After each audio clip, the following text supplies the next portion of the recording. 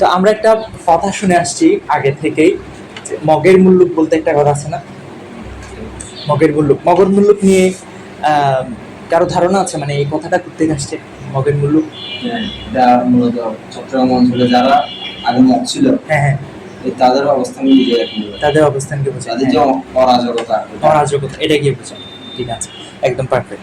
তো এই মগের মুল্লুকটা একটা সময় গিয়ে ভেনিশ হয়ে গেছিল, মানে মুল্লুকটা ধ্বংস হয়ে গেছিল।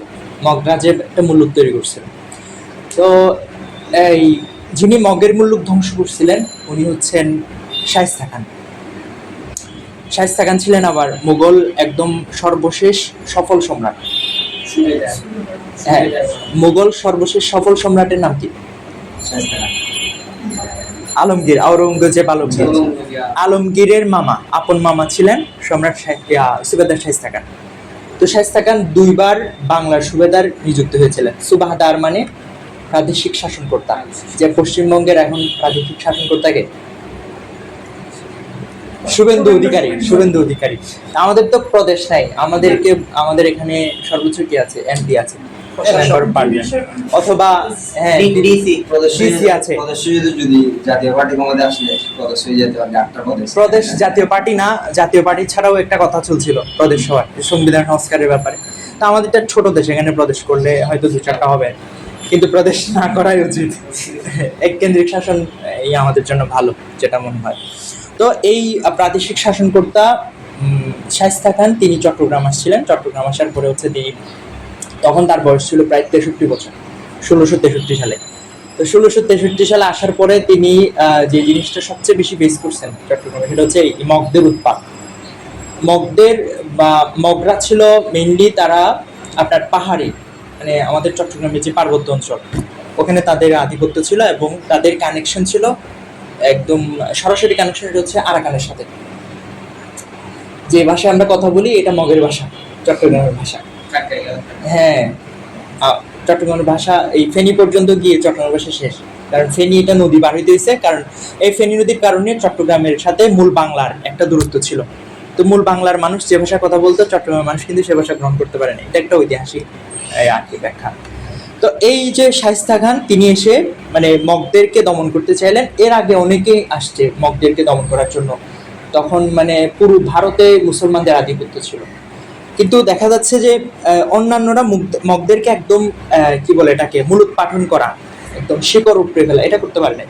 তো শায়েস্তা খান করছিলেন। তো তিনি করছেন, মগদের এখানে এলাই ছিল আরেকটা। মগদের এলাই হচ্ছে আপনার সন্দ্বীপের পর্তুগিজ একটা ঘাঁটি ছিল পর্তুগিজদের। পর্তুগিজরা আসছিল স্পেন থেকে, পর্তুগাল থেকে, অনেক দূর থেকে আসছিল। স্পেনের পশ্চিমে যেটা আছে এখনো কিন্তু পর্তুগাল আছে, রোনালদের দেশে। হ্যাঁ, ওরা ওখান থেকে আসছে। তো এই পর্তুগিজরা ছিল মগদের এলাকায়, মানে এখানে দুইটাই ছিল, মানে মূলত ডাকাইতে বন্ধুত্ব। তো এই যে পর্তুগিজরা আসার পরে হচ্ছে মানে এরা মগদেরকে সাহায্য করতো। তো পর্তুগিজদের সাথে ছিল আপনার কামান, এটা উন্নত প্রযুক্তি, অনেক দূরে গিয়ে শত্রুকে আঘাত করা যায়। তারপরে মগদের কাছে ছিল নৌকা, ইতিহাসে পাওয়া যায় এটা হচ্ছে জেলবা নৌকা বলে। জেলবা নৌকা মানে এটা অনেক ক্ষিপ্র গতির নৌকা। মুঘলদেরও নৌকা ছিল, জাহাজ ছিল বড় বড়, অনেক বেশি পালের জাহাজ ছিল এবং অনেক বেশি দাঁড়ের জাহাজ ছিল। আপনারা দেখবেন সিনেমাতে করে অনেকগুলো দাঁড়, নৌকা তো একটা দাঁড় দিয়ে চালায় না, জাহাজগুলোতে অনেকগুলো দাঁড় থাকে, বিশাল জাহাজ। কিন্তু মুঘলদের দুর্বলতার জায়গা ছিল তাদের ওই ক্ষিপ্র গতির জাহাজটা ছিল না। মগদের ছিল অনেক দ্রুত এসে মারতে পারতো এমন জাহাজ ছিল, দ্রুত এসে আক্রমণ করে তারা দ্রুত চলে যেত, এরকম জাহাজ ছিল। প্রায় 100-150-200 মতো জাহাজ, এরকম ছোট নৌকা ছিল। তো এই যে মুঘল সুবাদার 63 বছর বয়সে তিনি একটা প্ল্যান করলেন যে আমাদের মুঘলদের অধীনস্থ যে জাহাজগুলো আছে, এই জাহাজগুলো মগ দমনে কিনা আপনার পারফেক্ট না, তা আমাদেরকে কিছু নতুন করে জাহাজ তৈরি করতে হবে। তখন মুঘল পুরো বাংলার অধিপতি ছিলেন তিনি, ঢাকায় জাহাজ নির্মাণ কারখানা তৈরি করলেন। এরপরে মানে সদস্য তিনি জাহাজ তৈরি করলেন। এখন জাহাজ তৈরি করে আপনার আক্রমণ করে মগদেরকে হয়তো সাময়িকভাবে দমন করা যাবে, কিন্তু তাদের শিকড় উপড়ে ফেলা যাবে না। সেজন্য তিনি এই যেটা কূটনীতি, মানে সর্বোচ্চ কূটনীতির খেলটা তিনি খেললেন। তিনি হচ্ছে পর্তুগিজদের হাত করলেন সন্দ্বীপের পর্তুগিজদের, তাদেরকে বললেন যে তোমরা আমাদের অধীনে আসো, আমরা তোমাদেরকে এই ইয়া দেবো, উপরোধ দেবো। তখন এই মগদের সাথে যে পর্তুগিজদের একটা অ্যালায়েন্স ছিল, খুব ভালো সম্পর্ক, এটা ভেঙে গেল। তো একদিন মানে সাঙ্গু নদী আছে না, কর্ণফুলী নদী এবং সাঙ্গু নদীতে একটা যুদ্ধ হয়েছিল 1666 সালে। 1666 সালটা এই আমার কাছে মানে খুব সালটা মনে থাকে বেশি, কিছু সাল আছে না আমাদের নলেজে মনে থাকে, 1666 সালটা মনে থাকে দুই কারণে। একটা হচ্ছে এটা শেক্সপিয়ারের মৃত্যু বছর, এই সাহিত্যিক শেক্সপিয়ার, হ্যাঁ শেক্সপিয়ার। তা আরেকটা হচ্ছে এইটা যুদ্ধের বছর 1666 সাল। আরো কয়েকটা গুরুত্বপূর্ণ ঘটনা এই সালটাতে হয়েছিল। তো এই যে আবার আমাদের যে হামজাবাদ মসজিদ, এটা কিন্তু শায়েস্তা খানের আমলের মসজিদ, সুবেদার 1668 সালের নিয়ে, এখানে ফলকে নাম আছে। এটাকে এখন আর আছে নাকি? ভেতরের মসজিদটা এখনো আছে। এটা হয়তো 1664-তে বা 68-তে নির্মাণ না করা হলেও এটা 200-250 বছরের পুরান মসজিদ, ভিতরের যেটা আছে এটা। তারপরে আন্তঃকিলো মসজিদ সেম ক্যাটাগরির একদম, মানে সেম আর্কিটেকচার, একই আর্কিটেকচার তোমরা দেখতে পাবো। হ্যাঁ, তো যেটা বলছিলাম 1666 সালে আক্রমণটা হয়েছিল, তখন এই সম্রাট মানে সুবাদার শায়েস্তা খানের বয়স হচ্ছে 66 বছর বয়স। 1600 সালে তার জন্ম, হয়তো আগে পরে, 1 বছর আগে পরে হতে পারে। এই মানুষটা, এই 66 বছরের বড় মানুষ, যখন যে এখন আমাদের দেশের সরকারি চাকরি বয়স কত? 67, সরকারি একদম ফার্স্ট ক্যাটাগরির চাকরদের বয়স হচ্ছে 67 বছর, ভার্সিটির টিচারদের বয়স। আর আমাদের বেসরকারি এমপিভুক্ত টিচারদের বয়স কত? 62। হ্যাঁ 62। তো এই যে 66 বছর বয়সে একজন মানুষের কর্মক্ষমতা চলে যায় বলে সরকার একটা লিমিটেশন দিছে না, এই 66 বছর বয়সে এসে মুঘল সুবেদার শায়েস্তা খান কিন্তু চট্টগ্রাম বিজয় করছিলেন এই ফিরিঙ্গিদের হাতে রেখে। ফিরিঙ্গি মানে পর্তুগিজ, ফিরিঙ্গিদের হাতে রেখে, ফিরিঙ্গি বাজার কিন্তু আমাদের এখানে আছে। হ্যাঁ, তো এই যে তারপরে হচ্ছে মানে মগদেরকে তিনি সাঙ্গু নদীতে যে আক্রমণটা হয়েছিল, যে একদিক থেকে হচ্ছে বুজুর্গ উমেদ খান, ইনি হচ্ছেন শায়েস্তা খানের পুত্র ছেলে, আবার শায়েস্তা খানের অধীনস্থ সেনাপতি, ওনার নাম পাওয়া যাচ্ছে ইবনে হুসেন।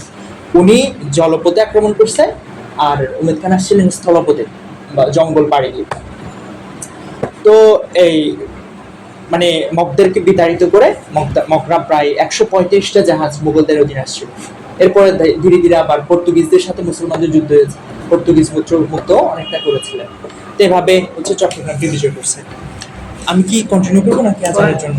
করেন না। হ্যাঁ, শেষ করে দিতে। তো যেটা বলছিলাম, এই আমি একটা লেখা পড়ছিলাম, আসলে এই লেখাটা থেকে আপনাদেরকে সামারাইজ করে বললাম আর কি। তো উনি লাস্টের দিকে একটা সুন্দর কথা বলছেন, বলে যখন আমরা কুয়াকাটার সমুদ্র বন্দরে দাঁড়িয়ে যখন একটা ঠান্ডা নিঃশ্বাস নেই, কিংবা আমরা যখন মানে চট্টগ্রামের অঞ্চলগুলোতে ঘোরাফেরা করি, তখন আমাদের এই যে বর্তমান প্রজন্ম জানেই না বা বর্তমান প্রজন্ম অনুভবই করে না, এই প্রত্যেকটা নিঃশ্বাসের পেছনে সবচেয়ে ভালো অবদান, মানে এই প্রত্যেকটা ভালো নিঃশ্বাসের পেছনে, মুক্ত নিঃশ্বাস আমরা নিতে পারছি, এই মুক্ত নিঃশ্বাসের পেছনে সবচেয়ে যে মানুষটার অবদান, তিনি হচ্ছেন সুবেদার শায়েস্তা খান। সুবেদার শায়েস্তা খানের ইতিহাসে মানে উল্লেখযোগ্য পরিচয় হচ্ছে তিনি মনে 1 টাকায় 8 মণ চাল পাওয়া যেত তার সময়, মানে সস্তা সময় ছিল তার। হ্যাঁ, কিন্তু তার আরো কৃতিত্বপূর্ণ ইয়া হচ্ছে মানে অবদান হচ্ছে ইতিহাসে। তিনি চট্টগ্রাম বর্তমান চট্টগ্রাম যে মুক্তবক চট্টগ্রাম বা মুসলমানদের চট্টগ্রাম করে দিয়েছিলেন শায়েস্তা খান। তিনি চট্টগ্রামকে এর আগে কি নাম ছিল জানি না, হয়তো অন্য কোনো নাম ছিল না, সম্রাট শায়েস্তা খানই নামকরণ করছে ইসলামাবাদ। এর আগে হয়তো অন্য কোনো চাটিগা বা এই টাইপের কিছু নাম ছিল, কিন্তু এই নামটা মগের মুল্লুক থেকে তিনি ইসলামাবাদ করেছিলেন কে? সম্রাট শায়েস্তা খান। এই সুবেদার শায়েস্তা খানের মানে কাহিনী থেকে যেটা মানে একটা অঘোষিত বিষয়, অর্থাৎ এটা শিক্ষা নিতে হয় আর কি, মানে জিনিসটা এরকম যে আধিপত্যকে কিভাবে রুখে দাঁড়াতে হয়। আধিপত্য ইতিহাসের পরতে পরতে এই আধিপত্যবাদ এবং হচ্ছে স্বাধীনতার চিন্তা বা স্বাধীনতার আকাঙ্ক্ষা, এই দুইটা সংগ্রাম আমরা দেখব। একদিকে হচ্ছে আধিপত্য, আর একদিকে হচ্ছে স্বাধীনতা। মানে নিম্ন শ্রেণীর মানুষ স্বাধীনতা চায়, আপার লেভেলের মানুষ হচ্ছে আধিপত্য প্রতিষ্ঠা করে তাদের উপর।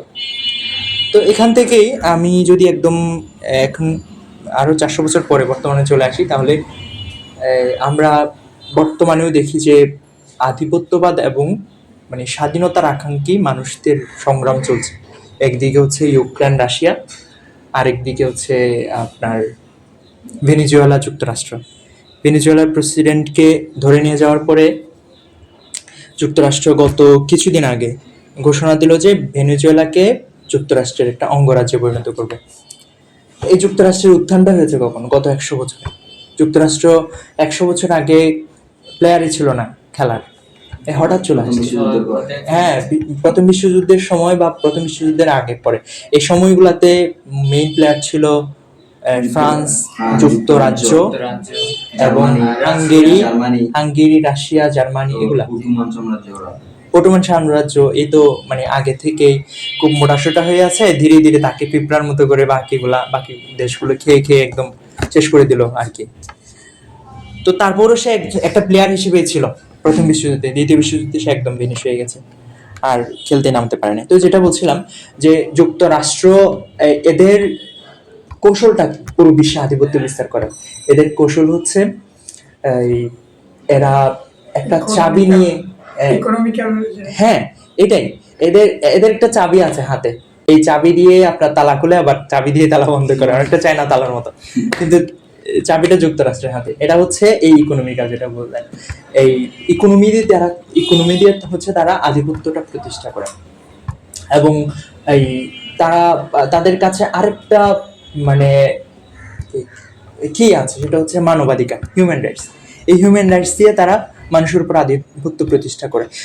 যুক্তরাষ্ট্রের এই যে নীতি, এই নীতির আগে ছিল মানে আধিপত্য প্রতিষ্ঠা করার যে একটা সিস্টেম ছিল, সেটা হচ্ছে ডিরেক্ট কে আক্রমণ করা। যুক্তরাষ্ট্র কিন্তু সেটা করে না। যুক্তরাষ্ট্র কি করে, ইকোনমিক্যাল সেক্টরে হচ্ছে তাকে কি দিয়ে দেয়, আপনার স্যাংশন দিয়ে দেয়। যেমন এখন ভেনেজুয়েলার মানুষ এবং হচ্ছে যুক্তরাষ্ট্রের পাশে আমরা জানি বিশ্বের বর্তমানে সমাজতান্ত্রিক দেশ হিসেবে একদম ফুললি সমাজতান্ত্রিক দেশ হিসেবে দুইটা দেশ আছে, একটা হলো কিউবা আর একটা হলো আপনার উত্তর কোরিয়া, কিম জং উনের দেশ। এদেরকে বলা হয় টোটাল কি বলে এটাকে, সমাজতান্ত্রিক সোশ্যালিজম ফলো করে আর কি। সোশ্যালিজম যেখান থেকে উৎপন্ন হয়েছে রাশিয়া, এরাও কিন্তু এতটুকু ফলো করে না যতটুকু তারা ফলো করে। এই কিউবাতে বর্তমানে দিনের 24 ঘন্টাতে 22 ঘন্টা কারেন্ট থাকে না। বর্তমানে এমন হচ্ছে যে 2-4 দিন পর্যন্ত তারা কারেন্ট পাচ্ছে না, কারণ তাদেরকে জ্বালানি দেওয়ার জন্য অন্যান্য দেশগুলোকে স্যাংশন দিয়ে রাখছে যুক্তরাষ্ট্র। ফিদেল কাস্ট্রো নাম আমরা শুনেছি না? ফিদেল কাস্ট্রো উনি মারা গেছিলেন আমাদের জালতে আলকাদের যেদিন মারা গেছিলেন হুজুর রহমতুল্লাহ, ওই দিনই ফিদেল কাস্ট্রো মারা গেছে। এই কিউবার আরেকজন লিজেন্ড আছে, লিজেন্ডারি নেতা, ওর নাম হচ্ছে ওই যে মানুষ কিছু কেউ মানে অনেকে গেঞ্জিতে ছবি রাখে না, ওই নামটা আমি ভুলে গেছি, খুবই বিখ্যাত। হ্যাঁ, ওর একটা ক্যাপ পরা ছবি আপনারা দেখবেন, গেঞ্জিতে থাকে ছবি, যুবকরা পরে এই ছবি, এই আটা গেঞ্জিটা। আচ্ছা, মনে পড়লে একদিন বলবো অথবা গ্রুপে বলে দিব, বিপ্লবী নেতা। হ্যাঁ, বিপ্লবী নেতা। তো এই যে এই মানে কিউবার উপরে যুক্তরাষ্ট্রের যে আধিপত্যবাদ, এটাও কিন্তু আধিপত্য। যুক্তরাষ্ট্র কিন্তু সরাসরি গিয়ে কিউবাতে কি করে নাই, আক্রমণ করে নাই, কিন্তু তারা কিউবার উপরে এমন একটা অবস্থা করেছে যে সরাসরি আক্রমণ করলে হয়তো কিছু মানুষ বাঁচত, এখন সবাই মারা যাচ্ছে কিউবাতে। অনুরূপভাবে আপনি দেখেন ভেনেজুয়েলাতে হয়তো আগে পরে সেরকম ব্যবস্থা নিবে, কারণ এই তো দেশের রাষ্ট্রপ্রধানকে ধরে নিয়ে যাওয়া, এর চেয়ে বড় ডাকাতি আর আছে? বর্তমান সময়ের সবচেয়ে বড় ডাকাতি হচ্ছে যুক্তরাষ্ট্র। তো তাদের এই মানে আধিপত্য, আসলে একটা ইতিহাসের সবচেয়ে সত্য এবং নিরেট সত্য কথা হচ্ছে, ইউনিভার্সাল ট্রুথ, ইতিহাসের সবচেয়ে বড় শিক্ষা হলো ইতিহাস থেকে কেউ শিক্ষা গ্রহণ করে না। আধিপত্যবাদ এটা বেশি দিন টিকে থাকে না। ইবনে খালদুনের মতে প্রত্যেকটা সাম্রাজ্য 100 বছর টিকে থাকে। প্রথম এই 3টা পিরিয়ডে বিভক্ত করেছেন। প্রথম পিরিয়ড হচ্ছে উত্থানের, দ্বিতীয় পিরিয়ড হচ্ছে এটা মানে একদম চূড়ান্ত পর্যায়ে গিয়ে এটা রাজ করবে, আধিপত্য মানে শাসন করবে, আবার শেষ ভাগ, তৃতীয় ভাগে হচ্ছে এটা পতন করবে। আমরাও দেখি যে যুক্তরাষ্ট্রের অর্থনৈতিকভাবে এবং তারা যে বিনিয়োগগতভাবে অর্থনৈতিকভাবে তারা অনেকটা ভঙ্গুর অবস্থায় চলে আসছে। পুরো পৃথিবীর এই যে সিস্টেমটা, এটা আসলে যুক্তরাষ্ট্রের আধিপত্যের উপরে কি করে আছে মানে প্রতিষ্ঠা করছে। কয়েকদিন আগে ফারাদ মাজার বলেছিলেন শেখ হাসিনাকে হটানোর পেছনে সবচেয়ে বড় হাত হচ্ছে এই যুক্তরাষ্ট্রের। শেখ হাসিনাকে হটানোর মাধ্যমে এখান থেকে ইন্ডিয়ান যে একটা কি ছিল আপনার ইনভেশন ছিল, প্রভাব ছিল, সেটাকে কমাইছে, কিন্তু যুক্তরাষ্ট্র ঢুকে পড়ছে অন্যদিকে। হয়তো কিঞ্চিত মিথ্যা কিংবা পুরোটা সত্য হতে পারে। তো এটুকুই ছিল আজকের গুছালো এবং 5 স্পেশাল আলোচনা। আমি এখানে শেষ করছি। ধন্যবাদ সবাইকে।